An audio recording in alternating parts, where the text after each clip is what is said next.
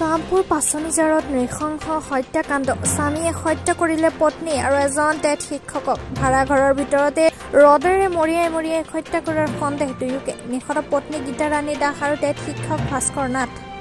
হত্যাকাৰী স্বামী জয়কান্ত দাসে আত্মসমৰ্পণ কৰে কামপুৰ থানাত ঘটনাস্থলীত আৰক্ষী উপস্থিত হৈ আৰম্ভ কৰিছে তদন্ত পৰকীয়া প্ৰেমৰ বাবে হত্যাকাণ্ডটো সংঘটিত হোৱাৰ সন্দেহ নিহত টেট শিক্ষক ভাস্কৰ নাথৰ ঘৰ মংগলদৈত বুলি জানিব পৰা গৈছে ফোন কৰিছে যিজনে মাৰিলে তেওঁ ফোন কৰিছে মোক কোন হয় তোমাৰ কি বুলি কৈছে তেওঁ ক'লে যে মই বাঘ মাৰিলোঁ আৰু লগত তাকো মাৰি পেলালোঁ মাৰি পেলাই মই থানাত আহি আছোঁ মই জেলত যাম তাৰপিছত মানে কৈছে আৰু হ'ব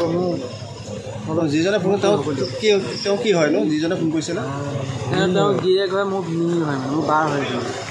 ঠিক আছে মই হ'ব মই কমেণ্ট নিদিওঁ বেয়া নাপাব কি নাম বাৰ নাম কি বাৰ নাম গীতা ৰাণী দাস কমেণ্ট নিদিওঁ মই অকণ সুস্থ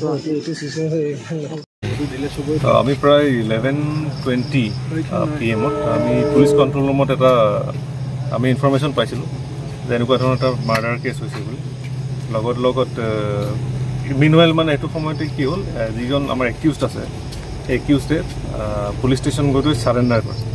তেওঁ ক'লে যে তেওঁৰ নিজৰ ৱাইফ আৰু এজন ব্যক্তিক মাৰ্ডাৰ কৰি আহিছে গতিকে তাৰপিছতে আমাৰ পুলিচ টীম ইয়াত উপস্থিত হয় আমিও আহি ইয়াত পাওঁ লগতে আমাৰ ক্ৰাইম চিন অফিচাৰো আহি পায় তো ইয়াত আমি দুটা বডি পৰি থকা পাওঁ যিটো ৰেণ্টেড হাউচ আছে এতিয়া মানে ব্লাডত পূৰা চফ্ট হৈ পৰি আছে আৰু এতিয়া আমাৰ প্ৰিলিমিনাৰী ইনভেষ্টিগেশ্যনটো চলি আছে যিজন ব্যক্তি মৃত হৈছে তেখেতৰ নাম ভাস্কৰ নাথ বুলি আমি জানিব পাৰিছোঁ তেখেতৰ ঘৰ মংগলদৈত আৰু যিগৰাকী ব্যক্তি মানে যিগৰাকী মহিলাই মৃত অৱস্থাত পাইছোঁ তেখেত যিজন একিউজড ছাৰেণ্ডাৰ কৰিছিলে জয়কান্ত দাস তেখেতৰ ৱাইফ তেখেতৰ নাম গীতা ৰাণী দাস এইখিনি আমি প্ৰিলিমিনাৰী ইনভেষ্টিগেশ্যনত গম পাইছোঁ ইনভেষ্টিগেশ্যন চলি আছে কিহৰ কাৰণে মাৰিছে কিবা গম পাইছে মটিভটো আমি এতিয়ালৈকে গম পোৱা নাই গতিকে এইটো আমাৰ ফাৰ্ডাৰ ইনভেষ্টিগেশ্যনত গম পোৱা যায় মানে জয়কান্ত দাসে ধৰিছে সেইটো আমাৰ তেখেতে যিটো আমাৰ আগত কৈছে সেইটোৰ ওপৰত ভিত্তি কৰি গম পোৱা গৈছে ঘটনাটো হওঁতে গম পোৱা নাছিলা নেকি ঘটনাটো হওঁতে আমি একো গম পোৱা নাই ভাত খাই শুবলৈ লৈছোঁ তেতিয়া এওঁলোকৰ সৰু ল'ৰাটো আহি পেলাই মাতিছে আণ্টি বুলি তেতিয়া আমি দৰ্জাটো খুলি দিছোঁ তেতিয়া কৈছে যে আমাৰ মাক মাৰি পেলালে তাৰপিছত ল'ৰাটোক আমাৰ ৰুমত সোমাই গৈছে সোমাই যাওঁতে কৈছে যে দেউতাই আহি পেলাই এনেকৈ মাক মাৰি পেলালে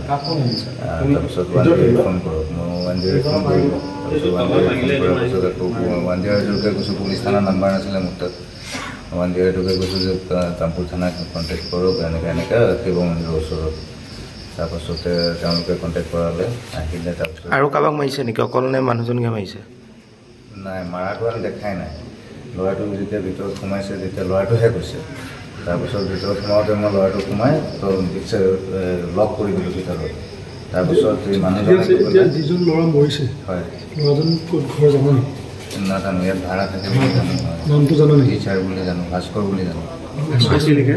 উপাধিটো লিখিছে ছাৰতে